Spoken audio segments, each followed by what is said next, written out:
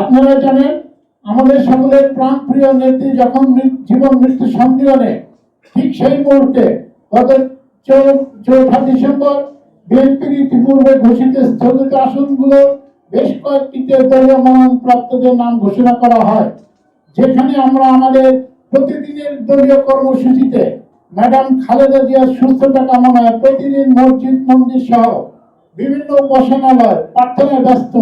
সেখানে একদল নেতা কর্মীরা সব ধরে মিষ্টি বিতরণ সহ নানা রকম আনন্দ উল্লাসে ব্যস্ত এবং আরেক দল হতাশায় নিমজ্জিত হয়ে ক্ষোভ বিক্ষোভ হয়ে ম্যাডামের রোগ মুক্তির মূল উদ্দেশ্য দোয়া মাহফিল থেকে সরে এসেছে। মানিকগঞ্জ 1 ঘিওরদৌলতপুর শিবালয় সংসদীয় আসনে ব্যতিক্রম হয়নি। প্রিয় মানিকগঞ্জবাসী ও সাংবাদিক বৃন্দ, আপনাদের নিশ্চয় মনে আছে বীর মুক্তিযোদ্ধা 21 পদকপ্রাপ্ত ভাষা সৈনিক স্বৈরাচার পতন আন্দোলন সংগ্রামের অগ্রনায়ক 1/11 সময় দলের ক্রান্তিকালে কান্ডারি দুঃসাহসী ব্যক্তিত্ব বিএনপির প্রয়াত মহাসচিব খন্দকার দেলোয়ার হোসেন দেশপ্রেম দল ও জিয়া পরিবারের মধ্যে আনুগত্য সকল লোক লালসার ঊর্ধ্বে থেকে মৃত্যুর পূর্ব পর্যন্ত দলের জন্য সততার সাথে কাজ করে গিয়েছেন।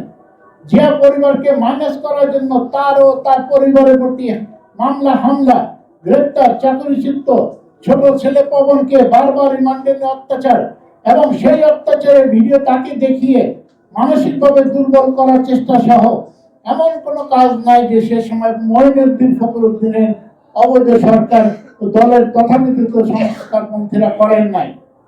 শত কোটি টাকা রাষ্ট্রপতি করার প্রলোভন এবং সর্বশেষ বাসায় গিয়ে সরকারি সংস্থার লোকদের হুমকি, you will be killed and your family will be destroyed দেওয়ার পরেও তাকে তার আদর্শ থেকে বিন্দুমাত্র আদর্শচ্যুত করতে পারে না এবং সাহসিকতার সাথে তৃণমূল নেতা কর্মীদের সঙ্গে নিয়ে দলকে ঐক্যবদ্ধ রাখেন এবং -2 প্ল্যান নস্যাৎ করে দেন।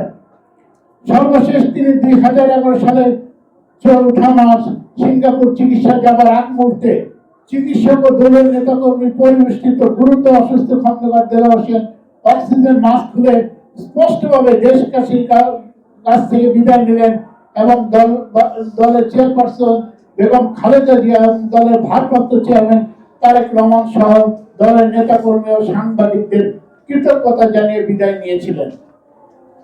সুপ্রিয় সাংবাদিক বৃন্দ, দেশবাসী, বিএনপির প্রয়াত মহাসচিবের সাথে আমার ছোট ভাই অ্যাডভোকেট মরহুম খন্দকার আব্দুল হামিদ ডাবলু বাবার সাথে রাজনীতি করে আসছিলেন।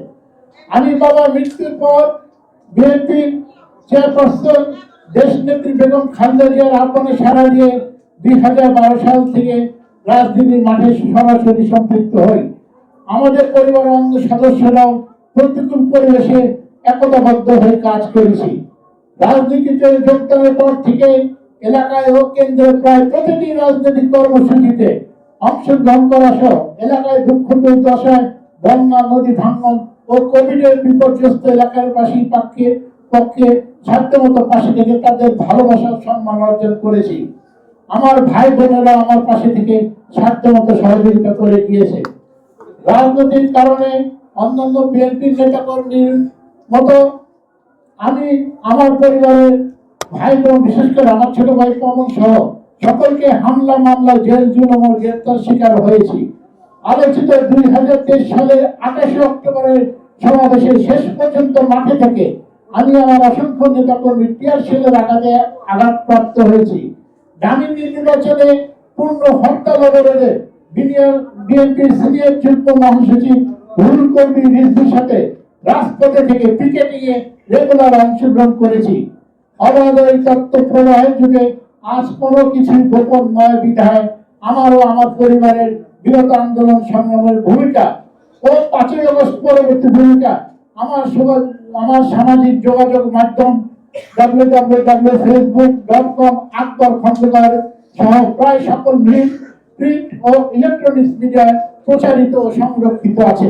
আমি আজ অবধি আমার দলের ভারপ্রাপ্ত চেয়ারম্যান জনাব তারেক রহমান কর্তৃক ঘোষিত রাষ্ট্র কাঠামো মেরামতের 31 দফা নিয়ে মানিকগঞ্জ 1 আসনের প্রতিটি এলাকায় দ্বারে দ্বারে এলাকাবাসীর কাছে গিয়েছি এবং যাচ্ছি।